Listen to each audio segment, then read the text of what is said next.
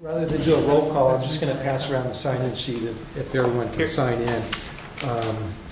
Are there any public comments that anyone would like to make? No? Okay.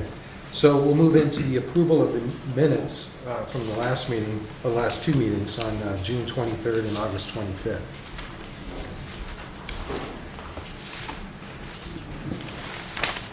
Need a motion? Yeah. So moved.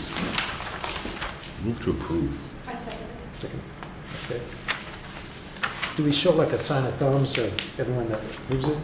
Is that what the Can we approve practice? them separately, because I wasn't at one of them? Yeah, same here, so we have to. Yeah, so let's do that, let's abstentions. have a separate Okay, motion we'll do to the approve. first one, June 23rd. Move approval. Second. Okay. Discussion. All in favor? Aye. Aye. Okay, approved. Second meeting on August 25th. Move We approval. also have for July 28th. I'm sorry? July There's three? 28th, There's three. there's three? So we have Yeah, there's one. three. Yeah. Oh, June 23rd.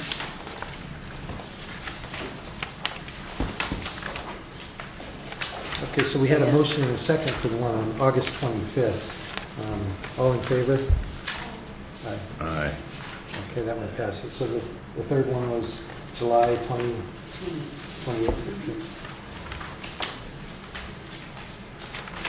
Oh, so June 23rd, I said aye, You were but I'm gonna there. have to abstain from No, I wasn't there for that one. Okay. I thought we were only doing two. So the other two, just June 23rd, I abstained. Do we do them all? One more, June 28th, July 28th. Okay, so moved. Approve July 25th. Second. All in favor? Aye. Approved. Okay, item number 4, I wanted to provide an update related to the budget, the state economy. I monitor the state economy very closely, and new information comes out, periodically. The results for the month of August were just released, and the month of July showed an uptick in the unemployment rate. So in July, the unemployment rate went from, it was 4.9% in June, went to 5.2%. In August, it went up another 2 ticks, so it's now at 5.4%. That's in California. So at the national level, the unemployment rate remains at 4.9%. So I look at the unemployment rate closely because that's an indicator where the state economy is going. It's a couple slight upticks, nothing to be overly cautious at this point. When we look at the unemployment rate during the recession, the high point was over 12%. So we're still doing, much better than we were in the past. But it's something to be aware of. The uptick in July was the first uptick in the unemployment rate since 2010. So it shows that the economy is stabilizing, and it's something that we need to be aware of and monitor. The month of July, we actually missed the projection. The actual revenue at the state level missed the state projection by 5%, which is a pretty large percent. The month of August had a better performance, so actually outperformed what the results were. So you're going to see monthly swings where the revenues coming in at the state may go down one month, may go back up, but still we're a little over $100 million under the original projections. That's really budget dust for the state of California. So the economy appears to have stabilized.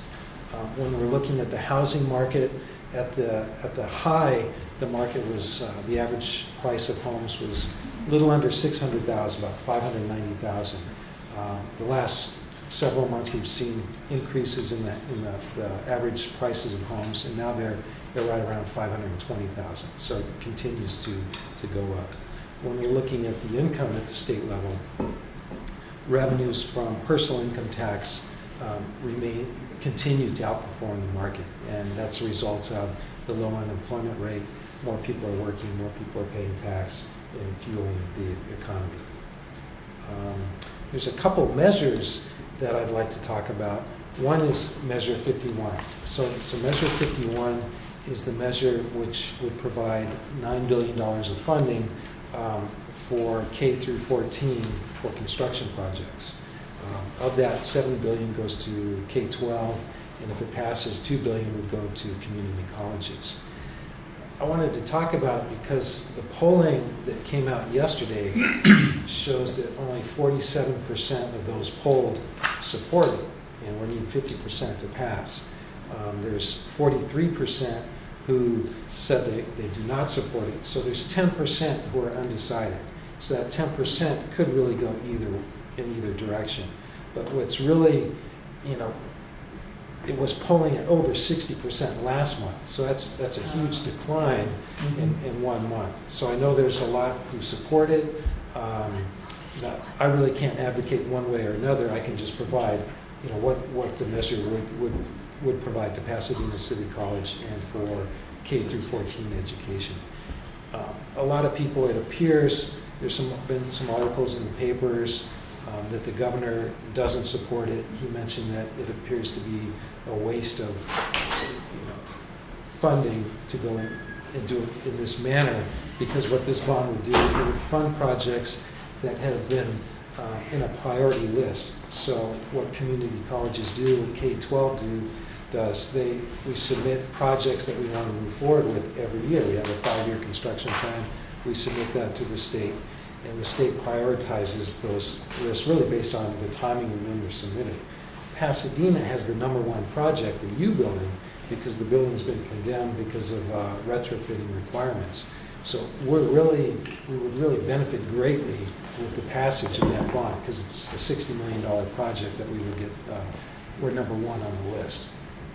But I just wanted everyone to be aware of the polling situation, where currently it's been coming down in the polls. So currently about 47% of those polled support it. It's as of yesterday. Can I ask? Sure, absolutely. We have the prioritized list. So K-12 does the same thing? The list comes from the state? I believe K-12 prioritizes. I can't say for sure, though.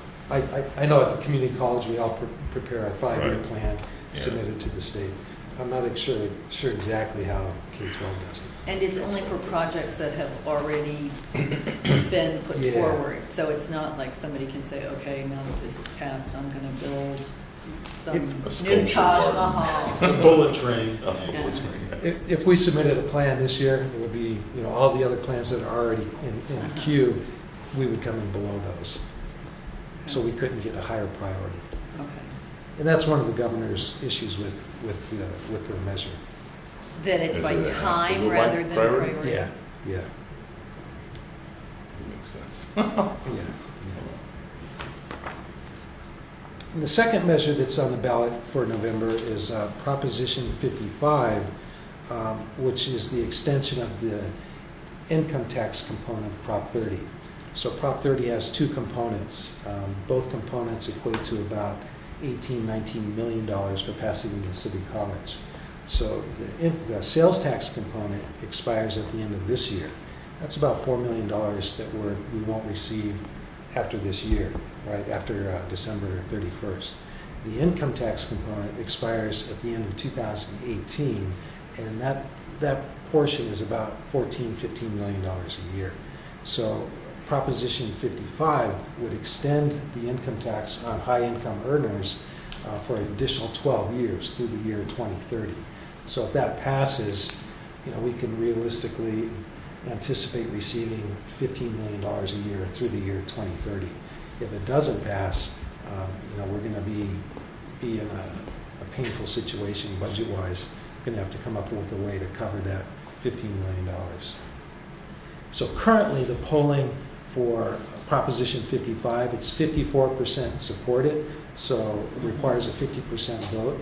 So it's looking good, but it's still close. Mhm. It's still close. Yeah, George Schultz voted against that one today, too. Yeah. Are there any big political, is any big political opposition to it? Really, from what I hear, just the high-income earners, they're just, Probably. Hell, They're the ones Howard Jarvis Taxpayers Association. they're the ones paying for it. Yeah. Yeah. But the Jarvis group aren't? I haven't heard anything. Okay. Oh, Yeah. I'm sure there is. I think I heard that Jarvis was for it, actually. Yeah. George Hiltzik wrote an article against it in the Times this morning. What's his Not name? Hiltz, was it Hiltzik? No, Skelton. Skelton. Skelton. Yeah, he's the Not curmudgeon, Hiltzik. yeah. Yeah. But I just wanted to provide an update on the polling. You know, we can talk about it because if, this body, this group will be responsible for planning one way or another, if, based on where these propositions, if they pass or fail, it's going to affect our planning situation. And when I That would have- mean that would mean an immediate loss of $15 million next year. Not next year. So the income tax Expires. component goes through 2018. Oh, I see. Yeah. So it'd be 4 million. No.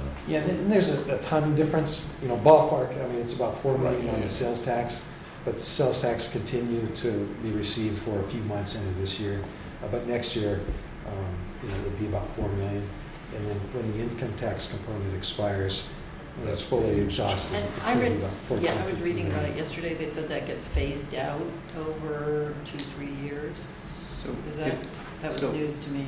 our budget presentation, that very last slide, it had 18 million for fiscal year 16-17. I think it was 14 million for 17-18. I think 10 for 18-19, 7, and then 0. So it takes a few years to kind of catch up. And the reason why it's like income tax, people can extend their filing, and that'll extend them, when payments are actually received and reflected.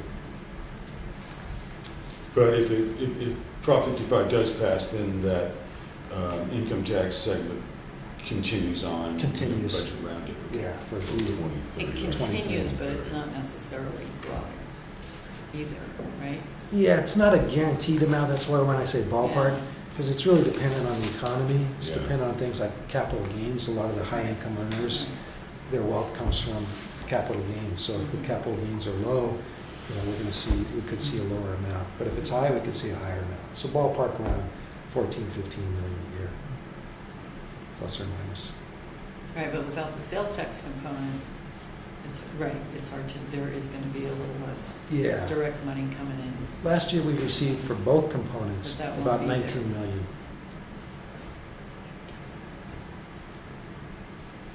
So what did they do before Prop 30 then? If they need that 19 million so badly right now, Yeah.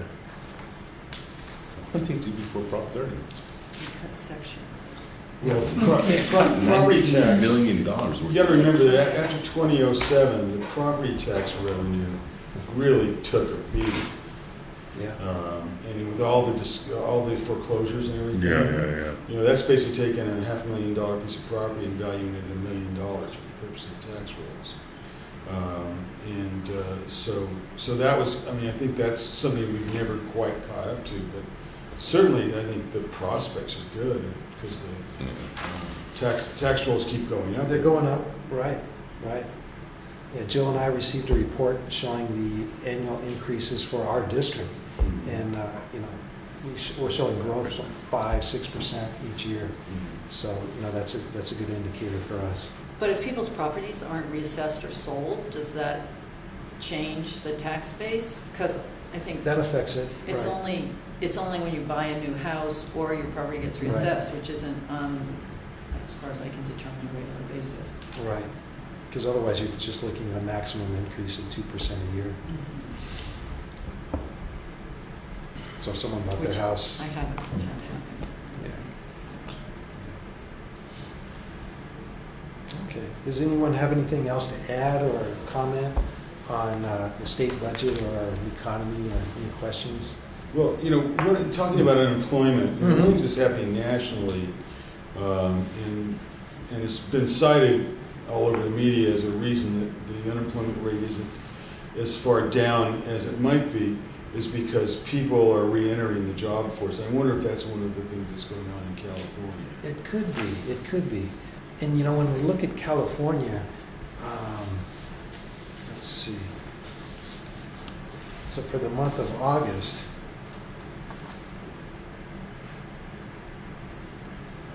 there were 63,000 non-farm jobs that were added. but of those, 28,000 were local government jobs. Okay. You know, so it's really not like a lot of industry jobs are being added.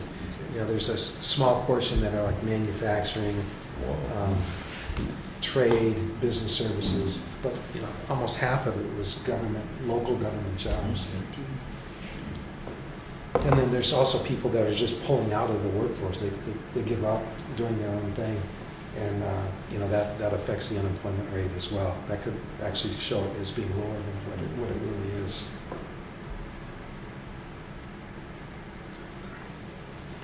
You should tell me. What's that? This is the article I right here just, that, I Googled Prop 55 and so headline, Teachers Union writes a $10 million check for income ballot measure, Prop 55. CTA. CTA, Jeez. it used to be our money. So the next item is just a quick update. The board approved the budget that was presented at the last meeting here. That was approved on September 7th. Joe and I did a road show. You know, we did 3 presentations on the budget, just sharing it with the campus community. The budget has a $4.8 million deficit. That means the revenue coming in is short compared to the expenses going out. So the revenue isn't enough to cover the expenses, so we're dipping into the carryover balance, or beginning balance. We do anticipate about $2 million that's not in the budget because it's not guaranteed, but we think it will come in, which will help shore the gap. The budget presentations, we had 44 people attend the presentations, which is a pretty good number. It's about 3 higher than last year. I'd like to see it higher, but 44 is not bad. Do we do anything in the community regarding the budget? We haven't, but we can.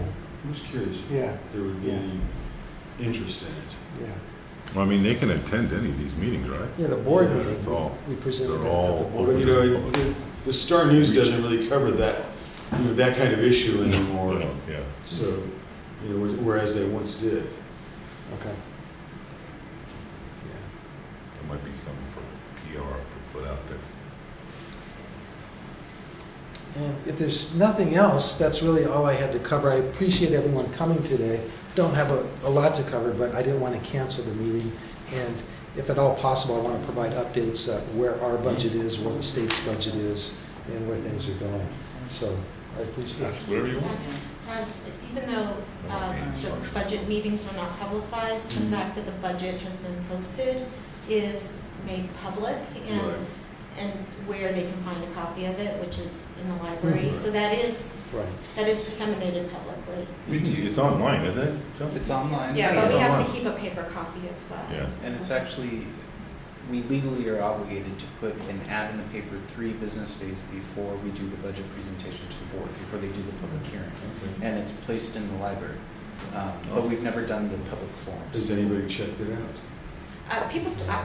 People check it out all the time. They Yes, go, they don't take it out. "Never They mind." check it out in the library. Is it on its own reserve? Yes. All right. So. I had a question about we have a special line item in the budget for substitutes, is that right? Okay. And now we have, some of the deans have been saying that, that faculty can't get a substitute, their own substitute, that they have to go through the department secretaries. I mean, I'm wondering how much money we think we're gonna save by doing this. Because it seems to me like, I know that if I might ask a adjunct person or maybe even another full-time person who I know can cover this material in the amount of the class time, whereas a cheaper substitute might not be familiar with the material. And I'm kind of concerned, it seems to me that, you know, maybe we're hiring cheap babysitters when we could be hiring somebody who's going to advance student learning. Sure. Can I Yeah, just, This is the first time I'm hearing that. I don't Oh, know if okay. it's related to the dollars or savings. I don't know if that's what's being said from the Office of Construction. But I think it's more about making sure that the person who's the substitute gets paid. No. Are you being told it's about savings? Mhm. Okay. It's really a question for I the think Office of it's- Construction. Yeah, I think It it's is. more of an instruction question for Okay, Terry. okay, all It may right. have to do with the 67% rule as well, which. And substitute No, counting it is doesn't. that- I mean, I'm aware of that, and I know Yeah. we have to adhere to that. I understand that No, one. substitutes don't count Yeah, against it's the like 67%. 67%. Maybe it's trying to limit the hours that each sub works, otherwise there's no control over the hours and Well, the health yeah, insurance requirements. I'm not sure. No, I don't think that's what it's about. I think Yeah, it's about ACA could. hiring a could be cheaper right. babysitter. Yeah. And, you know, to me, it's got, I hope that's not where we're going with it, because it seems to me that if, it's not worth that sacrifice. If I'm still paying somebody, $65, if I'm paying somebody $89, Yeah. so saving I can't $30, imagine but it the save any students, but the Yeah. students aren't Significant money. learning. It was- Yeah. I can't either, and that's why I brought it up. Yeah, I don't What think are you it's, talking But I'll bring it up with Terry when he's Yeah, back. Yeah, do because that. I'm at all the dean's meetings, I do recall the conversation, but I don't ever recall it being around money. And I know in our division, I've never been told that about anything about subs. If I want Rod to sub, he I can haven't sub. been, Oh, really? And I'm the most expensive sub you could choose. Oh. So it's not a significant amount in the budget. It's about $500,000. uh-huh. So it wouldn't have that much of a Well, that's impact. kind of what I thought. Yeah. I'm wondering if, I don't know what the reason is. I think Okay. it may be because of Okay. the pay and just making sure people are enrolled the way they need to be through HR. Chronos. It's about And Chronos. Chronos. Yeah. It's another Chronos It's issue. not. hate It's about saving money. I have a question. I don't know. Do you project for like next year's budget? Have you all, because I know all of the units are going into negotiations this year, and I'm thinking, how can you possibly negotiate if you don't have a good idea of what you're gonna have? I think good planning, you should project out as far as you can. Mhm. I have a lot of experience in private industry. We would do 5-10 year projections. But a lot of the projections were under our control, the revenue, the expenses, we have much more control over it. Here, we're really at the mercy of the state, Right. where the state economy is. We do a 5-year projection, but it's very rough, and it's totally dependent on what's coming out of Sacramento, what's coming out of the chancellor's office. It could be new categorical programs that are coming in that affects the budget. We really, it's really rough. So we do have something, we try, but the further you go out, the less accurate those projections are. And a lot of districts, they don't even project out, past the year that they're currently in. And that's public education budgeting in California. Yeah. It's that way for everybody. Yeah, that's how it is. But we do project out like health costs, which are a major expense for us. And, the increase is 8, 10, 12, 15%. So we project those out. The per STRS contribution, we know what that percent is. We don't know what the base is, the salaries, Right. but we can project out. Mhm. But the per STRS contribution rate, we know that's going to go up to almost 20% by the year 2021. So those types of expenses, we can project out. Do you project the bond, or is that something that changes year to year? Changes year to year. Uh-huh. Yeah. The revenue, FTS, we try, but really, Pasadena, we really need to know who we are. This is the number of FTS that we need to provide. And we've done projections on that, because, you don't want to grow 10% forever. We don't have the facility space to cover that. And, but you do want to capture growth if you can at the state level, if it makes sense, if we have the demand, right? Don't want to just capture it for the sake of capturing it. If there's students that we need to serve, then we should go after it.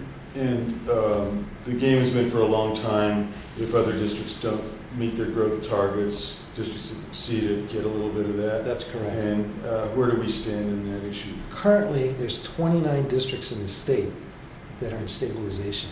That means last year they did not meet their target. About 8 to 10 of those missed it by a small margin, less than 1%. So they could easily make it up. But the others missed it by anywhere from 1 to a much higher percent. So there will be the opportunity to capture some of those, because if those districts aren't able to meet their FTS target, what the state does, it says, okay, we're going to redistribute those FTS to districts who are either or exceeding their target, and we've exceeded our target last year, so we have the opportunity to capture some growth. And our target was 2% last year? 2%, yes. Yeah, and we came in about 3 and change. I believe so. Yeah. This year, the state, for 16-17, we're looking at, the state's provided us with a growth of 2.38%. That equates to about 538 FTS. But if we generate more, the opportunity, I'm fairly confident that the opportunity to capture some of that is very likely. So You said we a could robust go up to- winter session, robust spring. Could be, I mean, if that's what the college decides to do. They're trying for a robust winter. Yeah. Good questions, good discussion. I enjoy it, and look forward to working with the group as we move forward. Thank you very much. Okay, thank you. Do we need to move? Adjourn? Oh. Meeting adjourned? Adjourned. Yay.